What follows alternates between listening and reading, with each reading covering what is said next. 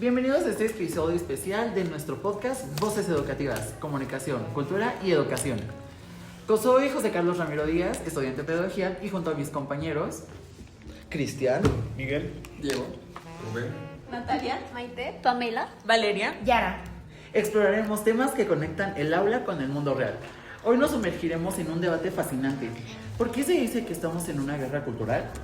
En un mundo globalizado donde las ideas chocan como nunca antes, analizamos este concepto desde perspectivas culturales, antropológicas y específicamente mexicanas. Hablaremos de valores, signos e identidades que se disputan en nuestra sociedad, inspirados por pensadores como Antonio Gramsci, Franz Boas y Néstor García Canclín. ¿Esto es una metáfora o una realidad que afecta nuestra educación diaria? Para guiarnos de esta conversación, tendremos el honor de entrevistar a nuestro profesor, Rocco Esponda, experto en comunicación, cultura y educación. Profesor, muchas gracias por unirse a nosotros y empecemos profundizando el corazón de este tema. gracias por la invitación. Es el equipo. No es nada. a usted. Bueno, iniciando, profesor, para contextualizar nuestro tema, ¿por qué se dice que estamos en una guerra cultural y cómo esta noción, entendida como un conflicto ideológico por la hegemonía de valores y significados, como propone Gramsci, se manifiesta en México a través de tensiones antropológicas como la hibridación cultural, según García Claxini, y la manipulación de signos en la era global? Bueno, se dice que estamos en una guerra cultural porque efectivamente lo que se está buscando hoy es que todos vivamos de una u otra manera, hegemónicamente, una misma cultura. Decía una comunicóloga, doctora en comunicación española, que hoy la lucha y la guerra pues no es como se había entendido antes. Hoy lo que estamos viendo es que en los medios de comunicación, en los medios educativos, en las agencias culturales, hay una suerte de imposición, no solo de pensar de una misma manera, sino de sentir de una misma manera. La doctora Cristina Martín Jiménez dice, bueno, hoy más que nunca se está direccionando a la humanidad a que piense y sienta exactamente de la misma manera. Bueno, eso es una imposición cultural a niveles que nunca se habían presentado en la historia de la humanidad.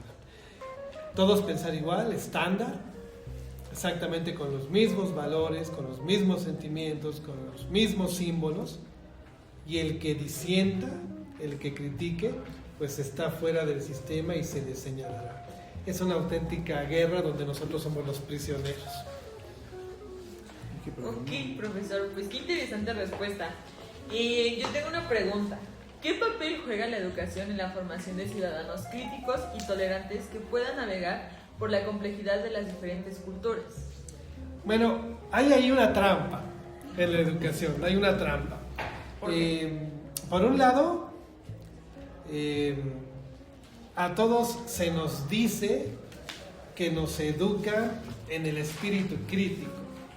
Se nos educa para cuestionar, se nos educa para transformar, para provocar cambios. Por un lado, en la narrativa. Pero en la realidad, la educación también es una agencia cultural que está cooptada, que está enrejada por muchos intereses muy particulares.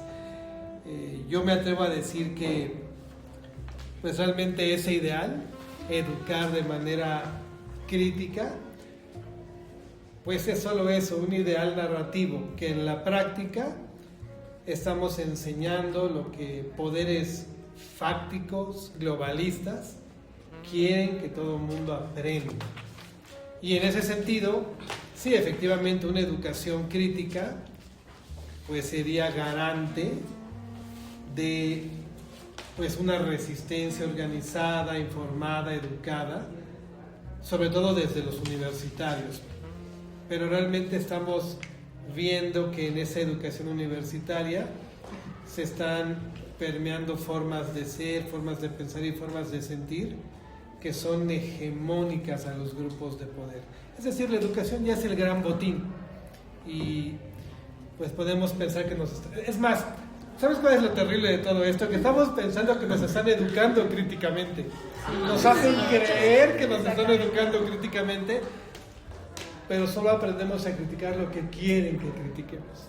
Entonces, es una manipulación terrible. ¿Y qué mejor espacio que la educación para que te conviertan en lo que quieren que seas? Bueno, por ejemplo, ya entrando como en de las entidades que tienen el poder, mi pregunta sería, ¿qué grupos sociales específicos en el México de la actualidad tienen el poder o luchan por el poder de imponer la narrativa dominante sobre conceptos sociales fundamentales, ya sea como el rol de la familia, el género o la misma historia, o sea, de nuestro país? Bueno, generalmente se ha identificado que hay grupos políticos hegemónicos y grupos económicos hegemónicos.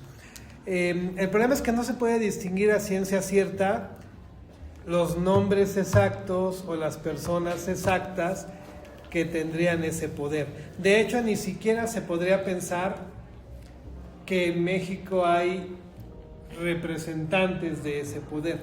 Normalmente esto se ubica, o estos grupos de poder se ubican en Europa Occidental y en Norteamérica, y suelen identificarse como los grandes dueños del mundo.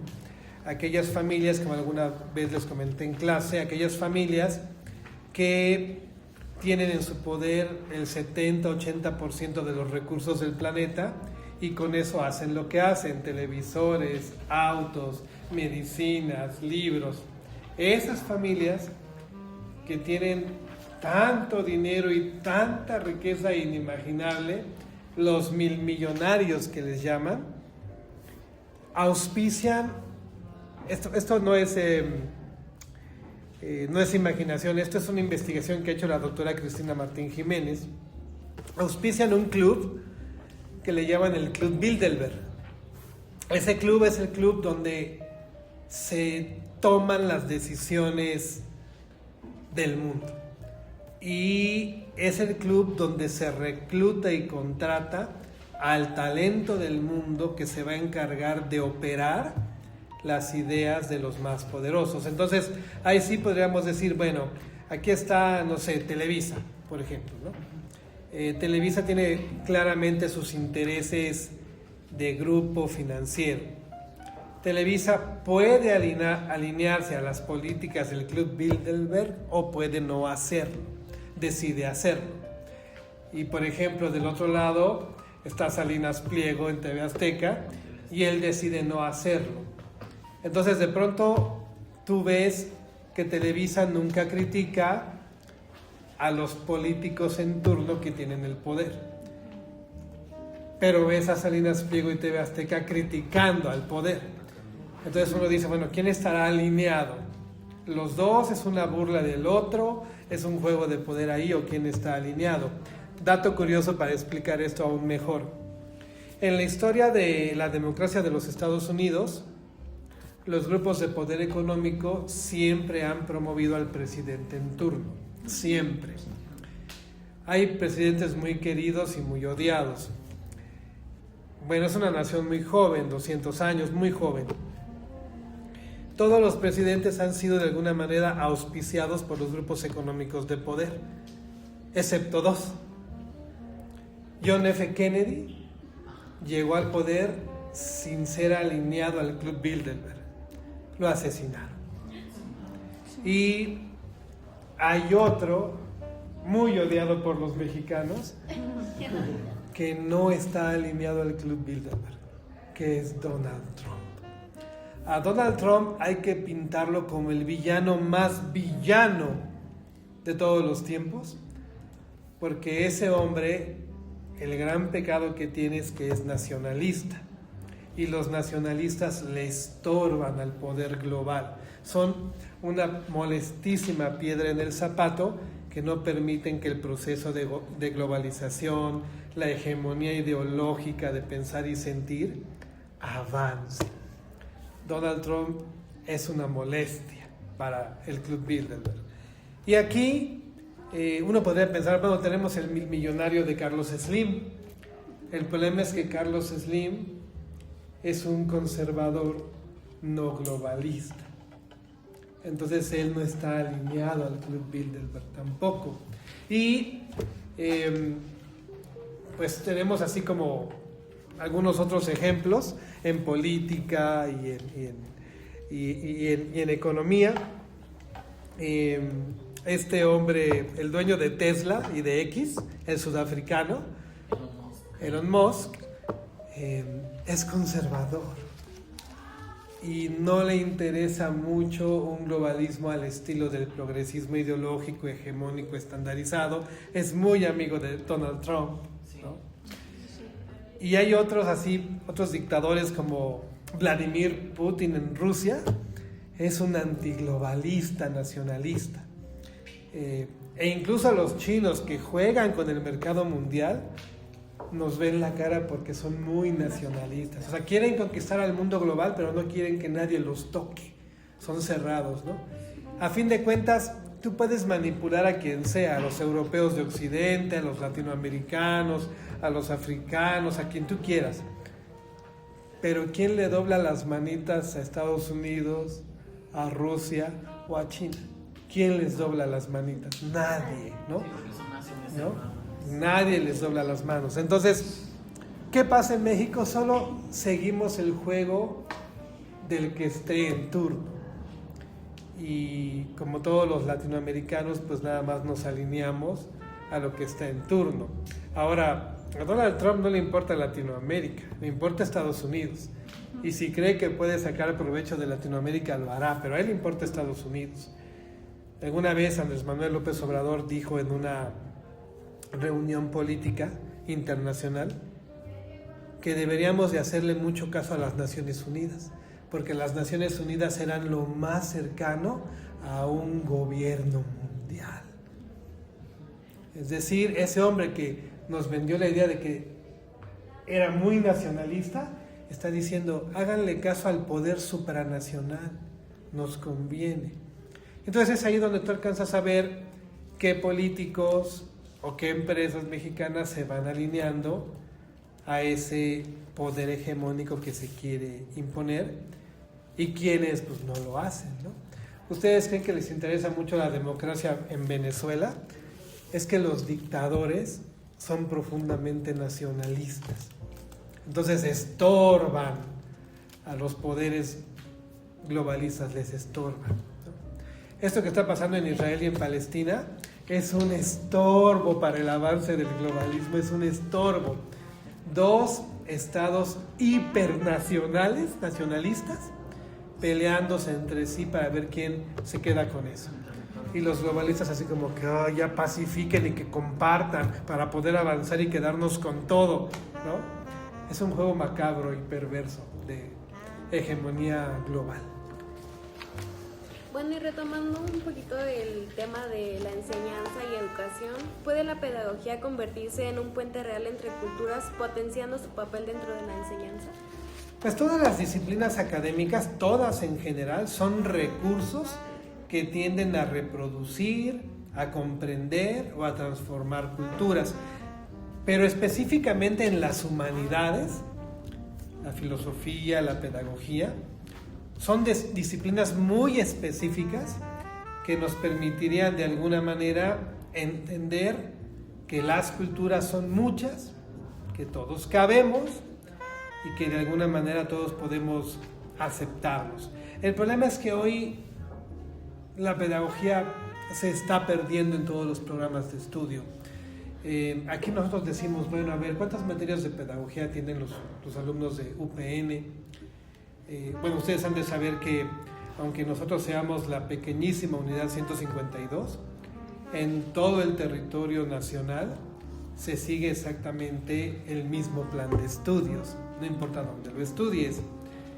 Y es de las pocas instituciones que tienen carácter de nacional. O sea, está la UNAM, está el IPN, está la UPN, las tres grandes instituciones de carácter nacional en nuestro país. Las únicas que reproducen a lo largo y ancho de todo el territorio nacional sus programas de estudio. Hace poco fuimos a un coloquio, no tuve la oportunidad de invitarlos, era un poco difícil la logística, fuimos a Acatlán y nos decían, la filosofía y la pedagogía se están perdiendo. A ustedes aquí les van a decir, si vas a acabar dando clases, como si ese fuera un fin triste, ¿no?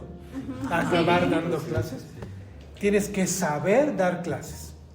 Entonces, apréndete las técnicas de microenseñanza, maneja estrategias, control de grupo, manejo de grupo, aprende a planear, aprende a evaluar. Sí, o sea, son cosas que se necesitan saber, pero se borra la reflexión filosófico-pedagógica. ¿Para qué estoy haciendo todo eso? ¿Para qué lo tengo que aprender? ¿Así tiene que ser? ¿Siempre tendrá que ser así? Y peor aún, en Acatlán, bueno, espero que aquí no haya ninguna feminista radical por lo que voy a decir, pero en Acatlán cambiaron el plan de estudios de pedagogía, lo renovaron y lo transformaron a los tiempos modernos. Uno pensaría, pues qué bueno, porque se van a recuperar autores, se va a recuperar la esencia de la pedagogía, que es reflexionar y cuestionar el fenómeno educativo como fenómeno social, la formación de los individuos como fenómeno personal. Y resulta que prácticamente todo el programa de pedagogía de Acatlán es un programa de pedagogía y género. Entonces, es una conquista ideológica hegemónica. O sea, sí es importante el género. La educación en género y de género es muy importante, pero no al grado tal de determinar que una formación pedagógica va a ser pedagogía y género. O sea, la pedagogía es un universo, un multiverso. O sea, sí, exacto. Entonces, me decía el profe Octavio Pérez, que también da clase allá, pues ya conquistaron, colonizaron el programa de pedagogía las feministas. Bueno, y al rato, ¿quiénes van a ser? Pues otro grupo hegemónico y al rato otro grupo hegemónico. ¿Qué tendría que hacer un docente? Miren, el género es esto y tenemos 10 dedos. Y el género es esto. Pero ahora todo va a estar pasado por la ideología de género, todo. Entonces pues se va a perder otra vez la esencia de la pedagogía. O sea, nosotros tenemos que ver desde dónde se educa y se forma, por qué se educa y se forma de cierta manera. Si nosotros pudiéramos ampliar ese panorama, pues podríamos hacer lo que están preguntando. Pero como las ideologías van conquistando la educación, la cultura, las universidades, pues entonces ya no vamos a ningún lado más que esa crítica que siempre se hizo, ¿no? ¿Por qué tenemos que reproducir la cultura? También hay que cuestionarla, hay que transformarla. Estamos haciendo ahora nuevos arraigos culturales en las carreras, nos estamos anclando ahí y ahora estamos reproduciendo eso. Pues están entonces ya sometidas las carreras, sometida la pedagogía a ciertas cargas ideológicas de las cuales ya no se va a poder sacudir. Y te señalarán, de hecho, en Acatlán hay un curso para los profesores de nuevo ingreso sobre género. Y un compañero maestro no binario, como se les llama ahora, da el curso. Y llega y lo primero que te dice es, miren, se acabaron las categorías hombre-mujer, se acabaron. Espérate tantito, ¿no? Pues aquí tengo 10 hombres y 10 mujeres que me acompañan. ¿Cómo que se acabó? Ya no existen esas categorías, porque ahora hay hombres con vagina y mujeres con pene. Oh, bueno, no que ya no existía esa categoría de hombre y mujer, entonces ¿cómo se les puede llamar, no? Entonces empiezan a mezclarse ideologías y a penetrar ideologías como también dogma. El pensamiento, ¿no? de quien va a impartir Sí, el curso, ¿no? por supuesto, porque eres dogmático. O Exactamente. sea, te vengo a enseñar lo único que es. Fuera de esto no hay verdad, ¿no? Bueno, pues eso te lo pueden enseñar en tu religión, ¿no? O sea, esta es nuestra verdad y es lo que debes de creer. Y aún el debate dentro de las religiones es profundo. ¿Ustedes sabían, por ejemplo, que dentro de la religión católica en la Edad Media había religiosos católicos que dudaban de la Inmaculada Concepción de la Virgen María. Y eran católicos. Y qué curioso, fue un monje inglés, antes de que Inglaterra se volviera protestante, fue un monje inglés que a través de lecturas, deducciones filosóficas y teológicas les dijo: si Dios es Dios y es infinitamente puro, ¿cómo pudo nacer de algo impuro? Así de simple. Y todos así como que... ¿Cómo? A ver, baja la mano. Entonces imagínate, se está convirtiendo toda la educación pedagógica en dogma. Eso es lo que tienes que creer. Oye, pero hasta los que enseñan dogma cuestionan el dogma. ¿Y por qué nosotros no? La pedagogía es otro gran botín. Otro gran botín. Siguiendo el mismo argumento que estamos viendo en este momento, le quiero hacer una pregunta. Y es, ¿cómo podemos unir movimientos sociales para contrarrestar la hegemonía cultural actualmente en el 2025? Bueno, yo creo que lo primero que tenemos que hacer es creer, ya no digo yo pensar, sentir, creer que está pasando, que sí realmente está pasando lo que mucha gente dice que no está pasando. O sea, sí hay un choque, una guerra, una batalla, como dice Agustín Laje, ¿no? Una batalla donde hay una hegemonía ideológica que se quiere imponer a todo el mundo por intereses de unos cuantos.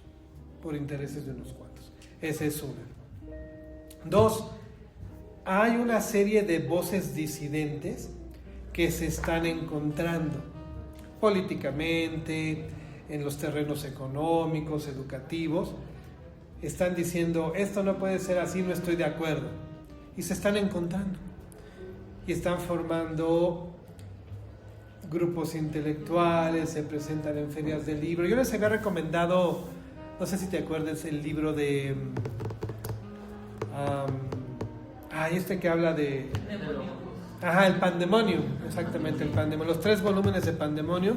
Ahí están por lo menos 50 autores diferentes que piensan diferente y que se encuentran y se unen para publicar foros de discusión. Habría que seguirlos para ver las voces diferentes. En las redes sociales hay muchas voces oficiales diferentes que cuestionan todo lo cuestionan. Espero que también no haya aquí alguien del lobby gay muy radical.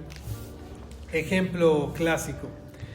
Está una pareja de chicos con una pareja de chicas en una marcha gay en España reclamando sus derechos.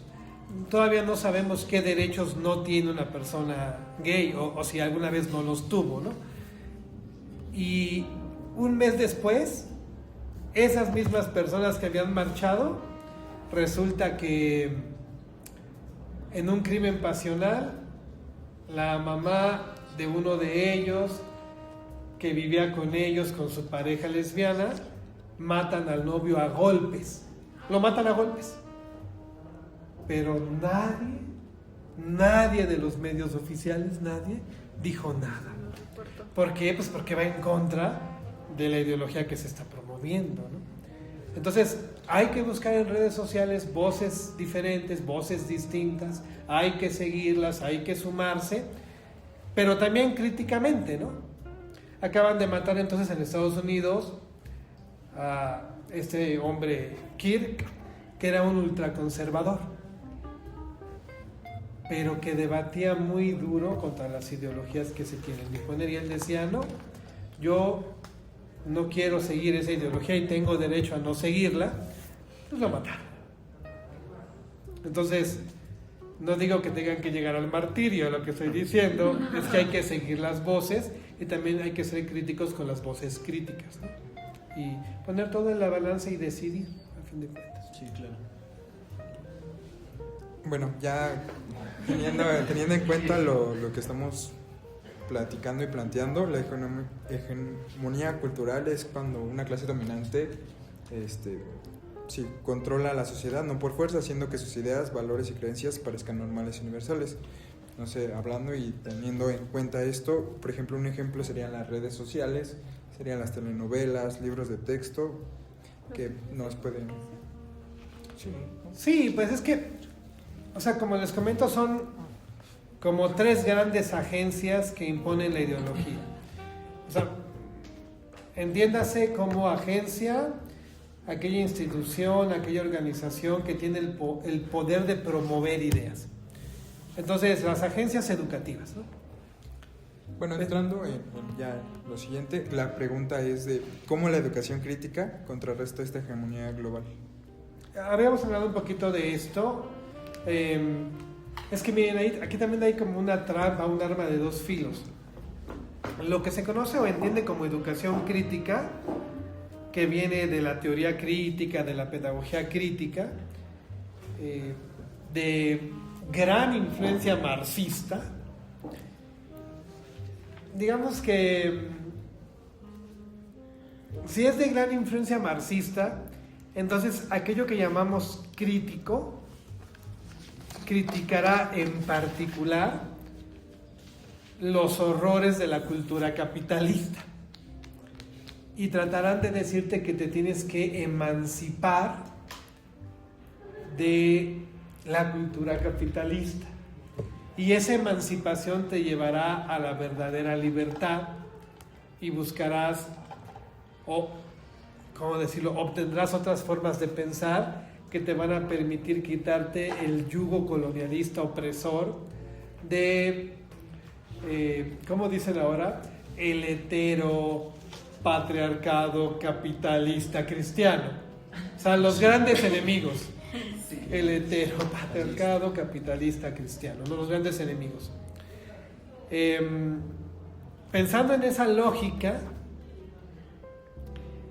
bueno, la educación crítica también puede ser una educación manipulante.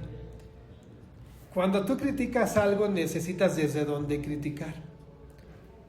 Y si desde donde criticas es una ideología tan poderosa como la que estás criticando, la crítica ya no se vuelve crítica, ya se vuelve alienación, ya se vuelve enajenación. Es que el marxismo dice que el capitalismo es el diablo, entonces a criticar al capitalismo. Es que los hombres dicen que las mujeres son el diablo, entonces a criticar a las mujeres. Es que los chicos gay dicen que los chicos heteros son el diablo, pues a criticarlos. Ok, hagamos el ejercicio inverso. El marxismo y el comunismo es el diablo. El lobby gay es el diablo. El feminismo es el diablo. Hagamos el ejercicio inverso. Hagan los 2 ejercicios. Obviamente que mi tendencia es conservadora, pero aún dentro de mi tendencia conservadora yo les digo, hagan los 2 ejercicios. O sea, critiquen a unos y critiquen a otros, y de ahí saquen sus verdaderas conclusiones. La educación crítica puede ser muy manipulante. Es como si tú vas a un convento y las monjas te dicen, bueno, eso está mal. Pues es obvio, eso ya no es crítica, ¿no? O es una crítica parcial, ¿no? Tú vas a un centro de filósofos ateos, te van a decir que quemen todas las iglesias. Esa es la crítica. Pues es obvio que es parcial, ¿no? Pero ¿dónde entramos en decir, bueno, aquí hay algo malo y aquí también, y aquí hay algo que se tiene que considerar y aquí también? ¿Cuándo hacemos ese elevadísimo ejercicio de conciencia y pensamiento crítico? ¿Cuándo lo hacemos? Pues si no lo hacemos desde nosotros mismos, nadie nos va a invitar.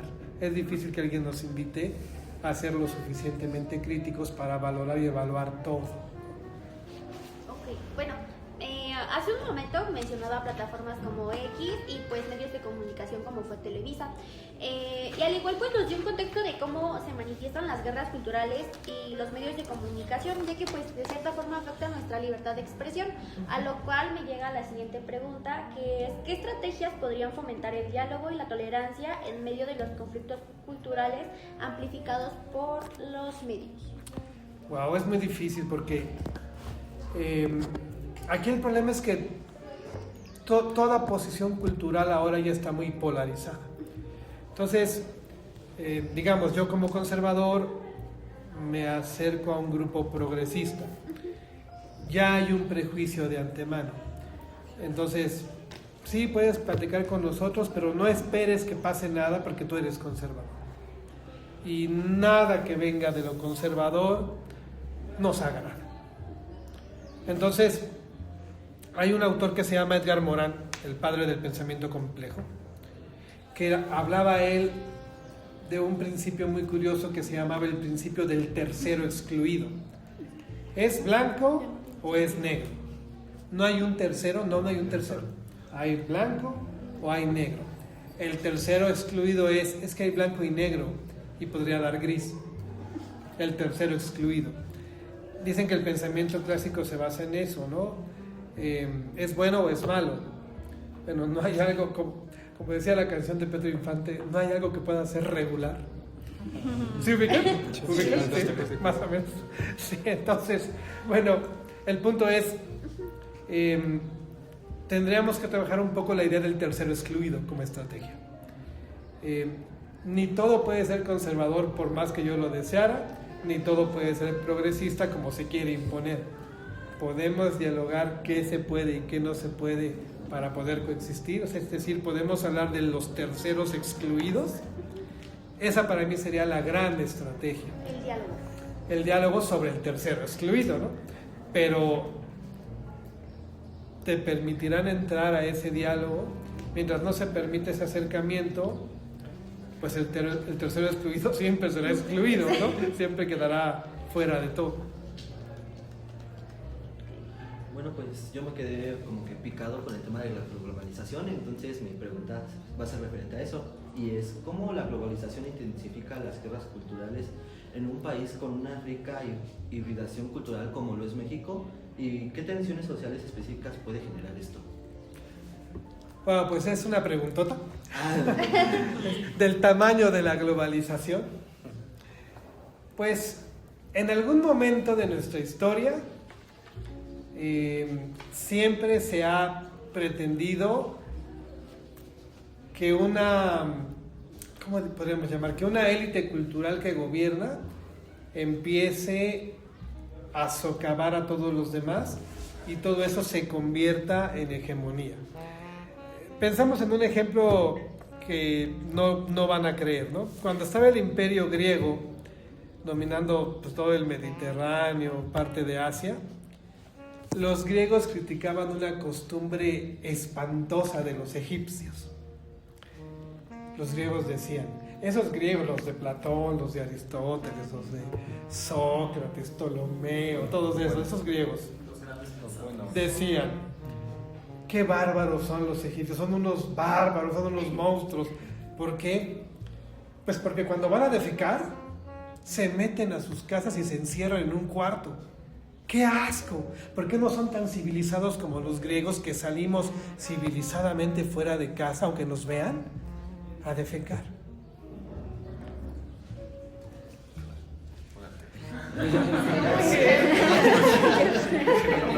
Es increíble, ¿no? Es increíble, bueno. ¿No?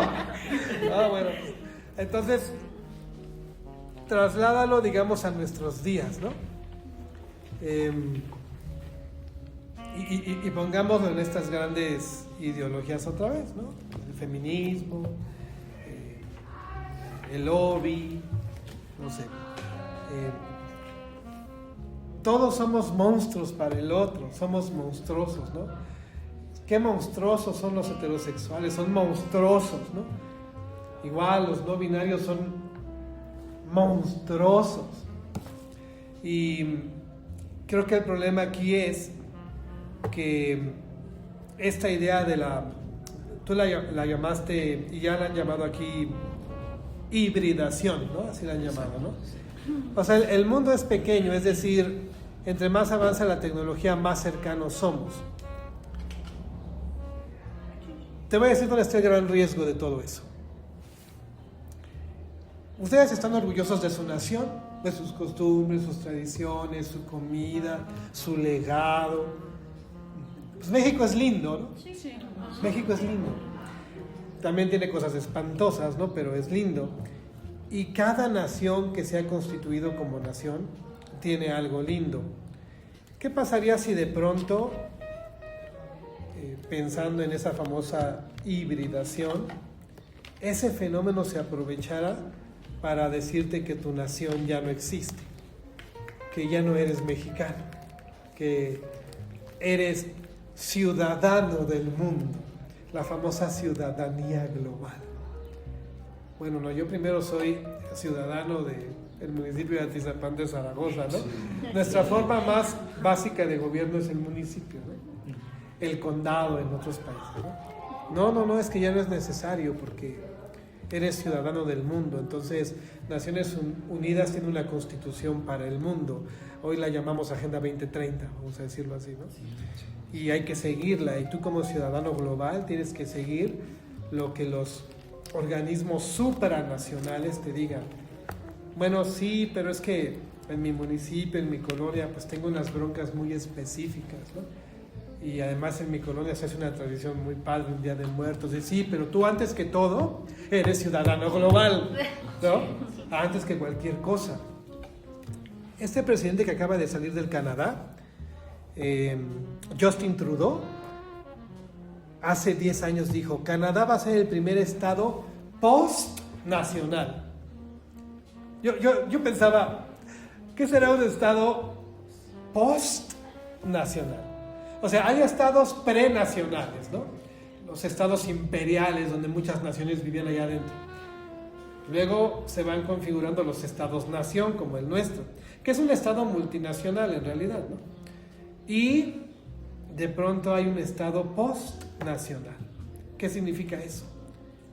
Bueno, que el Canadá ya no es el Canadá de origen. El Canadá no es ese grupo de blancos ingleses y blancos franceses que se pelearon el territorio. Entonces, ¿qué es el canadiense postnacional? Bueno, pues que va un mexicano por ahí hablando español y rompiendo una piñata y tú le preguntas, ¿de dónde eres? De Canadá. No, pues no me suena, no me parece. Soy canadiense. Y luego ves a un chinito con su comida china ahí, sus tradiciones más cercanas. ¿De dónde eres? ¿De Canadá? Y ves a un hindú de Canadá. A los blancos ya no los ves porque es malo ser blanco, ¿no? Pero entonces ves todo eso. El estado postnacional es un estado que ya no respeta el origen nacional y que brinca, ¿no? Mira, mexicano, tú festeja Día de Muertos, Halloween, la hibridación, lo que quieras festejar. Total, eres un ciudadano global. Si quieres festejar en México Halloween, o quieres festejar cómo festejan los muertos en Alemania o en Lejano Oriente, está bien porque eres un ciudadano global, ya no eres mexicano. No me cabe en la cabeza. Simplemente no me cabe en la cabeza. Pero sin embargo la globalización, eso es lo que nos ha hecho. Bueno, nuestra comida es patrimonio mundial de la humanidad. Pues no importa, comemos hamburguesas, comemos comida japonesa, no importa. Pero cuando empezamos a despreciar lo nacional por cualquier manifestación externa, nos empezamos a convertir en un estado postnacional. ¿Ustedes sabían que en California les encanta romper piñatas? No solo a los mexicanos que emigran, sino a los gringos. Les encanta romper piñatas. O sea, no puede haber fiestas sin piñata. Oigan, esos mexicanos, va a venir Donald Trump y van a ver cómo les va, ¿no? No importa. ¿Sabían ustedes que el gobernador de Nuevo México da el informe en inglés y en español? Su informe de actividades.